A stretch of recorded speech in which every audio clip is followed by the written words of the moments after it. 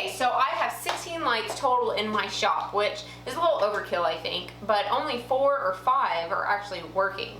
So I need to go ahead and take today to replace all of these lights with new ones. I'm going to be switching from T12s with these big light fixtures around it to down to T8 fixtures instead. So just to show you the difference real quick, this is a freshly installed T8 fixture, and then this is the T12. So there's 2 T12 light bulbs in here. They're just a slightly larger diameter. I believe the difference is 1.5 inches, and I'm going to be going down to 1 inch. These are a little bit more efficient, and I'm really happy with how bright they are. The first thing to do always when working with electricity is to find the breaker that your circuit is on and flip it off. On most of the fixtures, I used my step stool, but on this particular one, I used my table saw. Now, I'm real cautious around electricity, so I used a multimeter to double check that each fixture was turned off before starting to mess with it.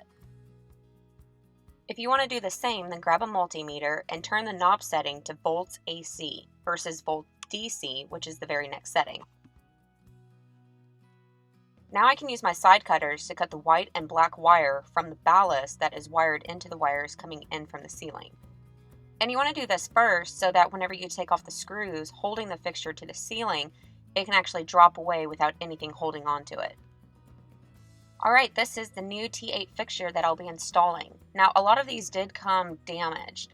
I guess they're lightweight and easy to do that, so I used a hammer to just straighten them back out. The wiring diagram is on the ballast, but what you need to do is take the 2 blue wires and run them over to the right of the fixture. You take the little plastic pieces and slip them into their dedicated spot. Then grab the red and the white and do the same on the other side.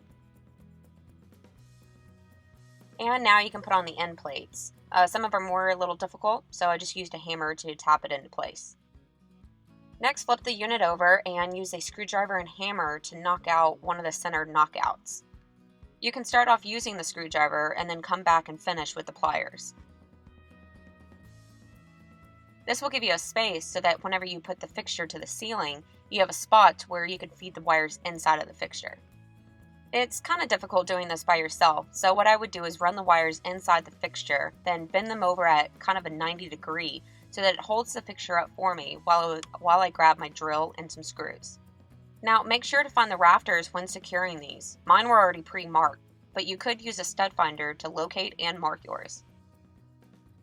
So the only wiring that you actually have to do is take the black and white wire from the ballast and twist them around the black and white wire, respectively, coming in from the ceiling.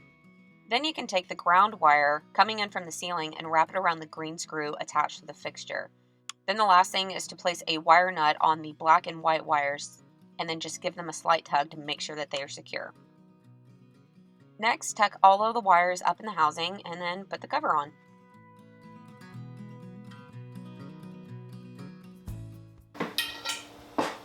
When you're putting in light bulbs, put the 2 tabs here on the end vertical. And then what you can do is slip it into the slot, the bottom of each end of these fixtures.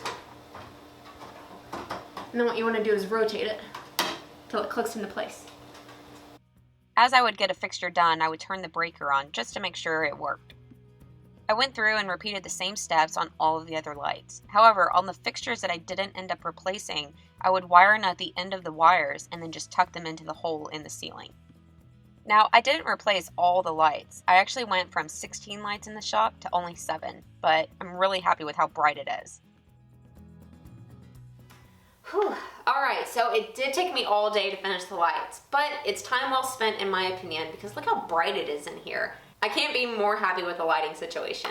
So check out my website if you care to see the written tutorial, and I will see you all very soon. This video is sponsored by Harry's. Harry's is sponsoring you now? Yeah, they sent me a razor and shaving kit. Nice.